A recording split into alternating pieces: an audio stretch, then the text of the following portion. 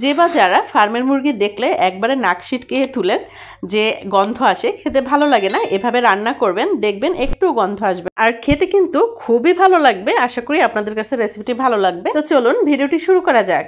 এখানে হচ্ছে আমি 1.5 কেজি পরিমাণে ফার্মের মুরগি নিয়ে নিয়েছি। 3 কেজি ওজনের একটা মুরগির আমি অর্ধেকটাই নিয়ে নিয়েছি। তো এটা ভালো করে ধুয়ে প্রায় 30 মিনিটের বেশি পানিটা ঝরিয়ে নিয়েছি। আর এখন এর মধ্যে দিয়ে দিচ্ছি হচ্ছে হলুদের গুঁড়া, পরিমাণ মতো লবণ, আর হচ্ছে এই যে একটা তেজপাতা দিয়ে দিলাম, আর একটা লেবু থেকে আমি 2-3টা স্লাইস করে সেটা দিয়ে দিয়েছি। 1/2 ইঞ্চির মতো আদা, সেটা আস্তে আস্তে করে কেটে দিয়ে দিলাম, আর 1/2 কাপ পরিমাণে পানি দিয়ে ঢাকনা দিয়ে ঢেকে রাখছি। আর দেখতে পাচ্ছেন একবারে কিন্তু সুন্দর মাংস থেকেও পানিটা ছেড়ে দিয়েছে। এখন একটু নেড়েচেড়ে দিতে হবে যাতে নিচে লেগে না যায়। আর এই যে দেখতে পাচ্ছেন পানিটা কিন্তু একেবারে শুকিয়ে গেছে। আর এই মুহূর্তে বলে রাখছি, আমার ভিডিওটি যদি ভালো লেগে থাকে প্লিজ চ্যানেলটি সাবস্ক্রাইব করে দিবেন। আর যারা শুরু থেকেই আমার সঙ্গে আছেন, বন্ধু হয়ে পাশে থেকে গেছেন, তাদেরকে অসংখ্য ধন্যবাদ এখন পর্যন্ত আমার পাশে থেকে যাওয়ার জন্য। আর যারা এখনও বন্ধু হয়ে পাশে থাকতে পারেননি, রেসিপিটি ভালো লাগলে প্লিজ চ্যানেলটি সাবস্ক্রাইব করে আপনারা আমার পাশেই থেকে যাবেন। আর হচ্ছে সুন্দর একটা কমেন্টস করে দিবেন, লাইক দিয়ে দিবেন, ভালো লাগলে শেয়ার করে টাইমলাইনে রেখে দিতে পারেন। মুরগির মাংসগুলো যখন একবারে ভাজা ভাজা হয়ে গেছে, মাংসগুলো তুলে নিয়েছি। লেবুর যে টুকরোগুলো দিয়েছিলাম আর হচ্ছে তেজপাতা, সেগুলো ফেলে দিয়েছি। অন্য একটা পাতিলের মধ্যে সয়াবিন তেল দিয়ে দিয়েছি।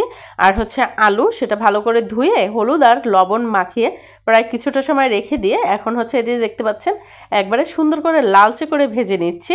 আপনারা এভাবে রান্না করবেন, দেখবেন ফার্মের মুরগি কিন্তু আসলে অনেক ভালো লাগে খেতে। আপনারা যদি এভাবে রান্না করেন একটু গন্ধ আসবে না। আর ওই একই তেলের মধ্যে হচ্ছে 1 চিমটি গোটা জিরা, আর হচ্ছে 1 চিমটি শাহি জিরা, আর দেখতে পাচ্ছেন একটা শাহি এলাচ বা কালো এলাচ, যেটা বড় এলাচ, আর হচ্ছে সাদা এলাচ, আর একটা ফুল জয়ত্রী, আর দারুচিনি। এটা দিয়ে সুন্দর করে নেড়েচেড়ে যখন সুন্দর একটা ঘ্রাণ বের হয়েছে, এর মধ্যে হচ্ছে আমি 1.25 কাপ পরিমাণে দিয়ে দিয়েছি পেঁয়াজ কুচি। তো আপনারা যেভাবে রান্না করবেন সেই অনুযায়ী হচ্ছে পেঁয়াজ দিয়ে দিতে পারেন। আমি কিন্তু এখানে রসুনটা এখনও ব্যবহার করিনি। তো তেলের পরিমাণটা যখন একটু কমে মনে হয়েছে, তখন কিন্তু আমি 1 চামচ পরিমাণে তেল দিয়ে দিয়েছি, দিয়ে পানি দিয়ে দিয়েছি। আর এই যে দেখতে পাচ্ছেন 2 চামচ রসুন দিয়ে দিয়েছি, 1 চামচ আদা বাটা দিয়ে দিয়েছি, আর হচ্ছে 1 চামচ জিরা বাটা দিয়ে দিয়েছি। আর এখানে 2 টেবিল চামচের মতো দেখতে পাচ্ছেন যে পেঁয়াজ আর হচ্ছে কাঁচামরিচ, সেটা থেতলে দিয়ে দিয়েছি। দিয়ে এখন সুন্দর করে নেড়েচেড়ে মশলাটা কষিয়ে নেব। এর মধ্যে হচ্ছে দিয়ে দিচ্ছি লবণ, কারণ মাংসের মধ্যে যেহেতু লবণটা দিয়েছিলাম, এখানে একটু কম দিয়ে দিচ্ছি। আর হলুদের গুঁড়া দিচ্ছি, মরিচের গুঁড়া দিচ্ছি।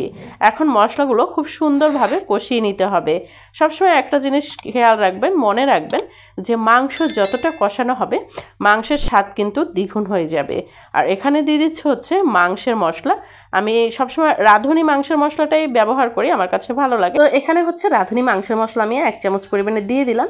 আর দিয়ে দিচ্ছি হচ্ছে ওই যে ব্লেন্ড করে রেখেছিলাম মশলা, সেই ব্লেন্ডার ধোয়াই পানি একটু দিয়ে আবার সুন্দর করে মশলাটা কষিয়ে নিয়েছি। আপনারা কি খেয়াল করেছেন, আমি কিন্তু মশলাটা কথা বলতে বলতে 3 বার কষিয়ে নিয়েছি। আর এর মধ্যে এখন দিয়ে দিচ্ছি এই যে দেখতে পাচ্ছেন ভেজে রাখা মুরগির মাংস আর হচ্ছে আলু। মুরগির মাংস যখন আমি সিদ্ধ দিয়েছিলাম, ওর মধ্যে কিন্তু কোনো রকমেরই তেল দেইনি, কারণ হচ্ছে চামড়া মাংস থেকে কিন্তু এমনিতেই ফার্মের মুরগির তেল বের হয়ে আসে, যার কারণে হচ্ছে ওখানে কোনো রকমের তেল ব্যবহার করা যাবে না, বা আমি করিনি। তো এখন মাংসটা দিয়েও কিন্তু আরেকবার সুন্দর করে কষিয়ে নিয়েছি। নিয়ে অল্প একটু পরিমাণে পানি দিয়ে ঢাকনা দিয়ে আবার ঢেকে রেখেছিলাম। মধ্যে মধ্যে কিন্তু আপনারা 2-3 বার নেড়ে দিবেন যাতে নিচে লেগে না যায়। আর লেগে গেলে কিন্তু কোনো কিছুর স্বাদ ভালো লাগে না।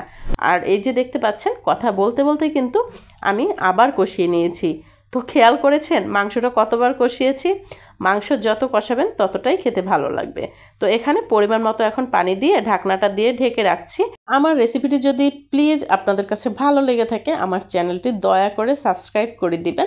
আর বেশি ভালো লেগে থাকলে লাইক কমেন্টস দিয়ে শেয়ার করে আপনি আপনার টাইমলাইনে রেখে দিতে পারেন। তো দেখতে পাচ্ছেন আমার কিন্তু মাংস প্রায় কমপ্লিট হয়ে আসছে। এর মধ্যে হচ্ছে আমি 3টা মরিচ দিয়ে দিয়েছি।